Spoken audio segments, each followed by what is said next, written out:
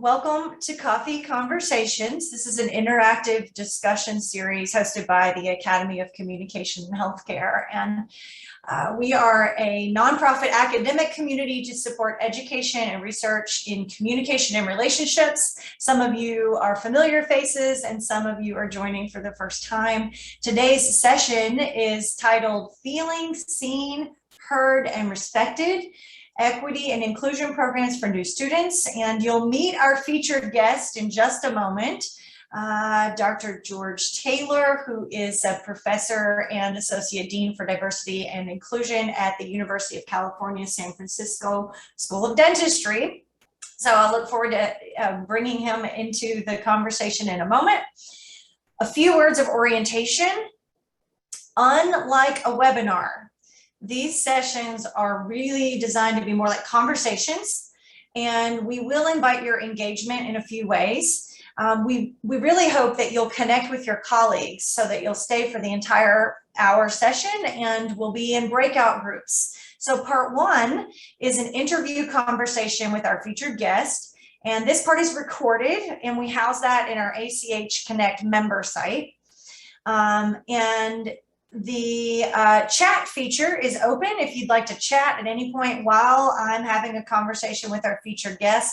But we invite you to stay on mute with your microphones during this larger group time.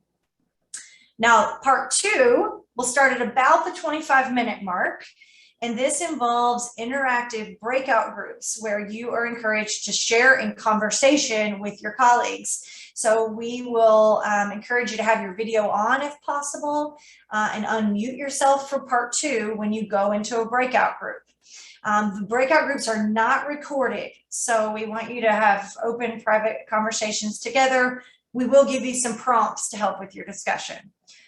So without further ado, should you need tech support, you see my colleague Rachel, who can wave. Rachel will serve as our tech support through the session. You can private chat her if you were to need a private tech support question. George Taylor, I'm so pleased to invite you to unmute yourself. And at Coffee Conversations, we have developed a little bit of a tradition, and it might even surprise you. Because it's Coffee Conversations, I like to ask you to say what your morning beverage of choice is. And I'll start. So I'm Laura Cooley. I am the host of Coffee Conversations, and I serve ACH as my full-time role. And I like my coffee with nothing in it and really hot. So George, welcome. Tell us your name and how you like your morning beverage. Good morning. I'm George Taylor. My pronouns are he, him, and his. And I'm thrilled to be and honored to be here. My morning beverage is tea. And I'll have a mint tea or a constant comment tea or just a plain old black tea. And I like to put some orange juice in it and some cranberry juice to top it off. Okay. I really love honey, but I work on not including that whenever, unless it's really necessary. Okay, well, you're the first person I've met who puts juice in their tea. I love that. I might try it. Yeah. Well, so I want to hear more about you in a formal capacity. Tell us, George, if you will, a little bit about you and what brought you to your interest in communication skills and this ACH community. All right, thank you. I am a professor at University of California, San Francisco, in the School of Dentistry. I'm also there, the Associate Dean for Diversity and Inclusion. I was amazed by a course. I've been there about 10 years, and early on, I sat in a course where Denise Davis was teaching our faculty in my department about feedback. And it was Calvin Chow and Denise. And I was so amazed at how wonderful their teaching was. And so I had some opportunities to have conversations with Denise, and we found that we had common interests. I didn't know about the Academy of Communication in Healthcare at that time, but I learned about it, and then I had an opportunity to attend one of the annual meetings, and I just said, "Wow, this is an amazing group of people," and from that, I said, "This is a place I need to learn more about and hopefully get involved in one day." And also, I've started to tell my students and my colleagues about ACH as well. So that's how I became familiar with ACH, and just all of the conversations and all of the resources are just what a dimension that I need in my work. Well, thank you, George. We're pleased to have you as our featured guest today, and we're going to hear more specifics about you and the work you've been leading at UCSF School of Dentistry. For those of you who have just joined our conversation, we're going to invite you to turn on your cameras if you'd like, but stay on mute throughout this first part of the session, our guest interview. Since you're on mute, I would like to encourage you to use the chat box during this larger group session. So if you would, take a moment and type your role, organization, location in the chat box, and then we're going to dive back in, George, to the interview portion of our conversation. So let's see who else is in the room today. And I'm just going to be quiet for a minute while you type.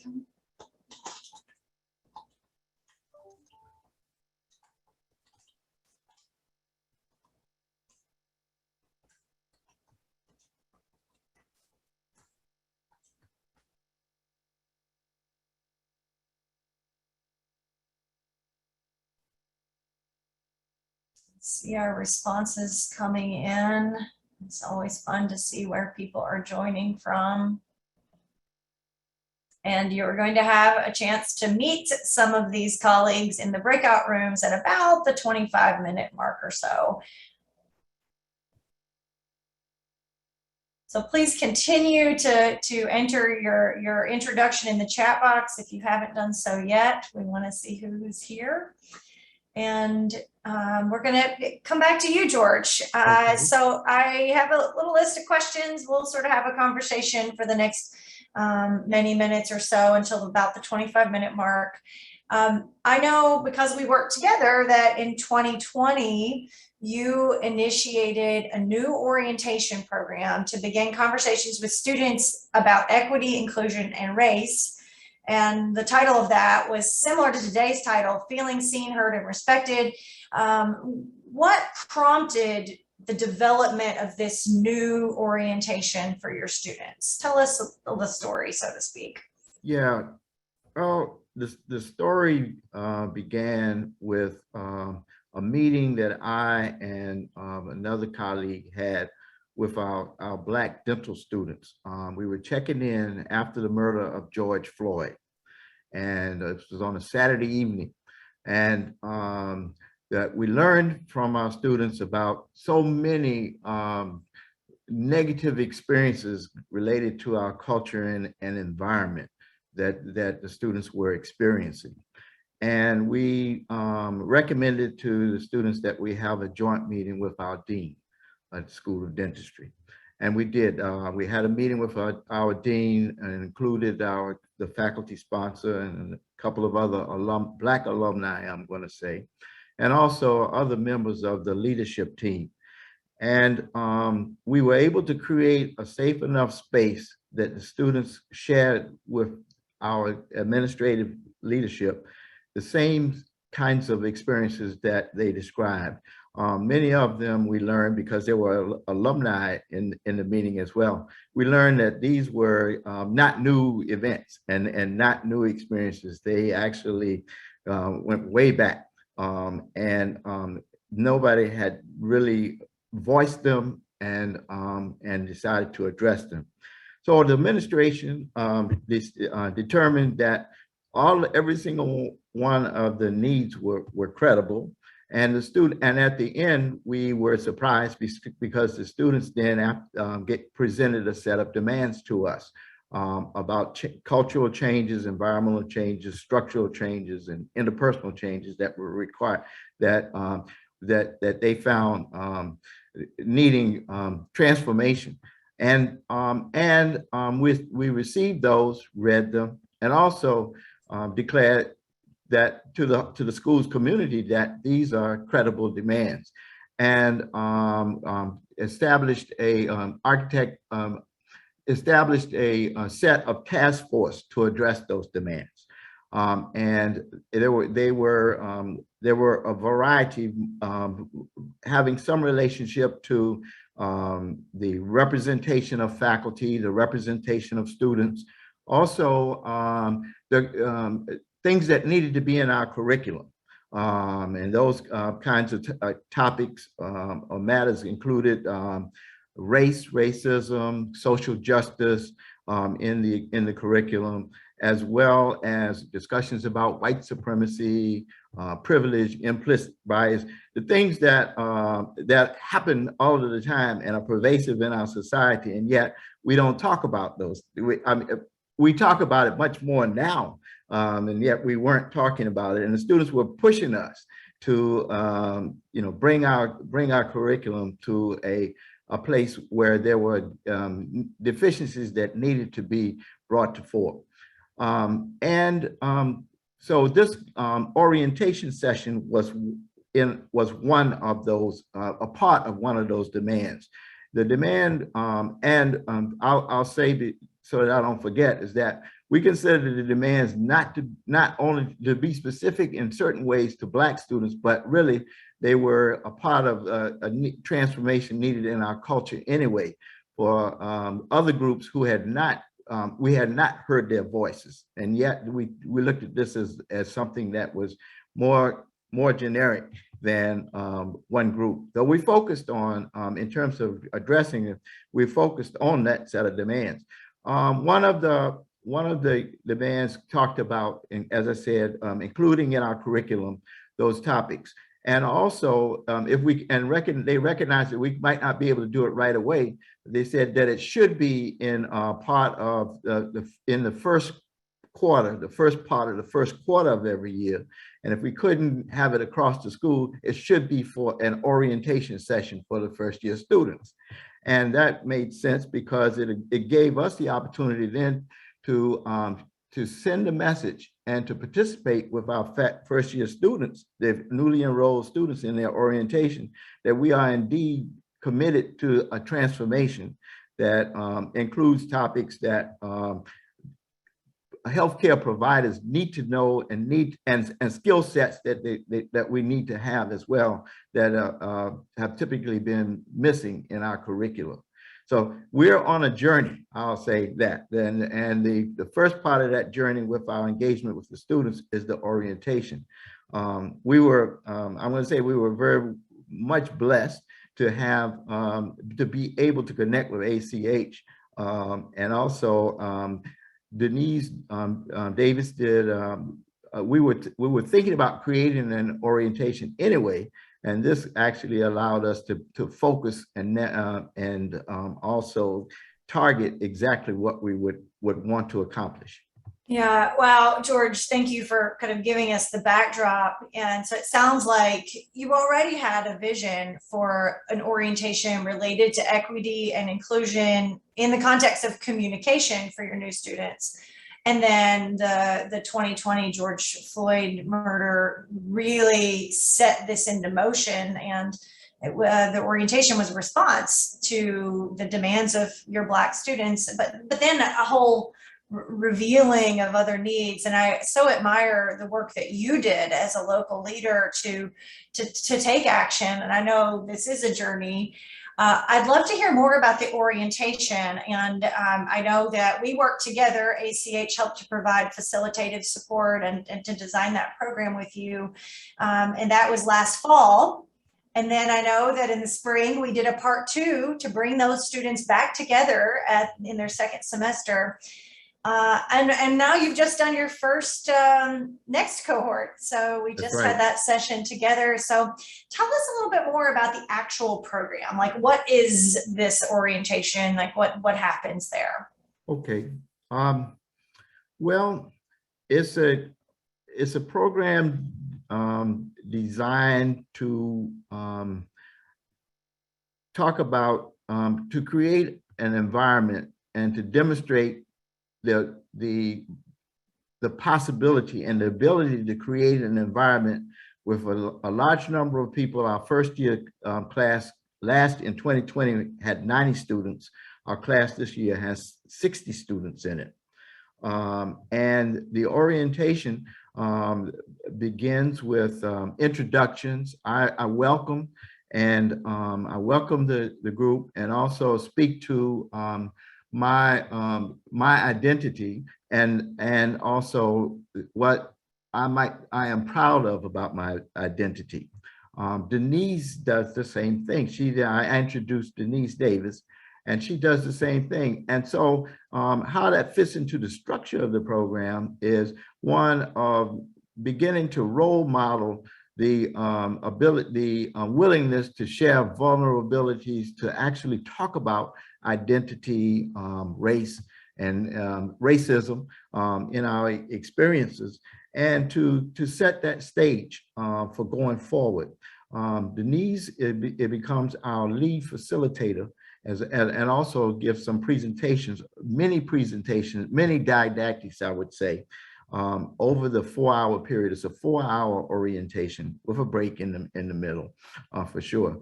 But we focus on team building, communication skills for team building exercises for one.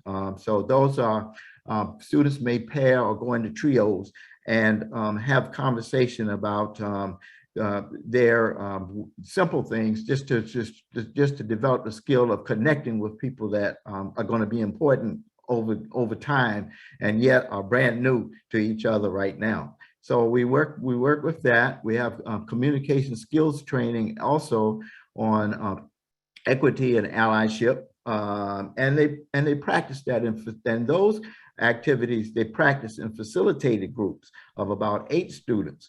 And the facilitators are our amazing ACH facilitators. I'll tell you why I say they're so amazing. That's just not my opinion. There's evidence from the responses that our students give in the narrative evaluation that we have. Well, actually, that's going to be my next question, George. And I see that one of our colleagues, Elena, in the chat box asked about response from students. So let's be sure we have about 5 minutes left before I hope to go to breakout. So I want to be sure we hear what are you most proud of, and what kind of outcomes have you seen so far? I would say that I'm most proud of the evidence to suggest to us, and I'll disclose that our response rate was about 50% of the students for the this year for the Likert scale type questions, and also the narratives. Last year we had, and the responses are overwhelmingly affirming and positive about the whole experience. As I said, it's a 4-hour experience. We had constructive remarks that, maybe we need more breaks, and maybe some that said, well, should be longer. Others said, nobody really said it need to be shorter. I'll say that for sure. So, so we have narratives, and the narratives are overwhelmingly positive. Last year, we learned a lesson because we gave only the narrative questions in the beginning, at the end of the session, and 80 out of 90 students completed the narrative. I felt that was amazing. That was I'm speaking about evaluation because it excites me in that our stakeholders, or our customers, if you will, overwhelmingly approved of the experience. And I'm proud of that because, and it's not my own personal pride, it's proud that I'm proud that we had an opportunity to work with an ACH and create an orientation that we feel met our goals. Now, the next issue, of course, is how do we sustain that that experience across our curriculum? So that's our next challenge. and yet I'm most proud that we realized our goals. We set out the goals to attain, and we felt as though we captured that. Yeah, and George, we are definitely going to have details that we don't get to because of our short time together. Okay. But I've been sharing with the group. We're going to send some follow-up materials to help you have deeper knowledge. And because George and I work together on administering the project, I'll welcome some follow-up conversations from those of you who are eager to learn more, just to think about your own work. And I have the time and space to do that. So, George, you just mentioned, you had some positive outcomes, some narrative reports of what the students were saying, and we had that in the first round in 2020, which is why you did it again, right? Yes. And I think I heard you would say at the beginning, this is part of a broader journey to create greater equity at the school, and I just wonder how. And what impact do you hope this orientation effort may have on the broader culture at the UCSF School of Dentistry? And what is your future looking like? Yeah, well, one thing I neglected to say, and the trigger was, across the broader School of Dentistry community. So one difference from the first year and this year was we invited 8 faculty members to participate as learners and have the same experience that the students were having. And then we broke out into a facilitated discussion group as well for different topics such as allyship, identity, and those kinds of talking about microaggressions and implicit bias, having those conversations in a smaller group, those sensitive conversations in the smaller groups. So what I feel is including the faculty allows us to penetrate the faculty part of our culture as well. So we're working towards creating ambassadors, knowledgeable ambassadors. Another thing for sustainability is the ACH and Denise Davis will be training our faculty to be the facilitators. Well, I mean, we'll have a lot of work to do to be able to equal the ACH facilitators, and yet we feel it's a need a skill set that is a void. It's not just only a void in our school. We know, facilitation is a skill set that's so important, particularly with these kinds of topics. So the future is that we will. Our next step will be having our faculty be facilitators, and that would be good because those are people the students are going to see anyway. So, and if they see that, that is a part of the faculty's culture as well, I think that will also strengthen our transformation. So I see our future. I see a bright future, particularly as the word gets out that UCSF, they start you off right away with some tough stuff, and yet they teach you how to address it. So that's what we're working on. Well, thank you so much for the commitment to sustain the effort. And I think for anyone imagining a program, having internal expertise is really important. And I'm glad that ACH can help you foster those facilitation experts inside. And we're going to transition now. I wish we could keep talking just with you, George, and I want everyone to get to meet some colleagues. We're going to transition to breakout rooms now for the final 20, well, we have about 25 to 6 minutes in our breakouts. I want to spend the last few minutes of the hour back in this room where I'll ask you to type a reflection in the chat box. When you get to your rooms, just a few brief instructions, and we'll put some prompts in the chat box. If possible, please use your camera and unmute so that you can actually share a conversation. We hope you'll stay for this portion. And as you introduce yourselves briefly, just your name and where you are, essentially. And if somebody would sort of raise their hand as an informal facilitator to help make sure the group has an inclusive conversation, that would be great. But other than that, we're not highly structured. We're going to put some prompts in the chat box, which you can see when you get to your breakout rooms. And that'll help give you some structure as you meet each other. So let me check in with my tech support colleague, Rachel Lawson, and see if we are ready for our breakouts. We are, Laura. I've got us set for, let's see, 26 minutes, and then you'll have a 60-second countdown. Okay, that's perfect.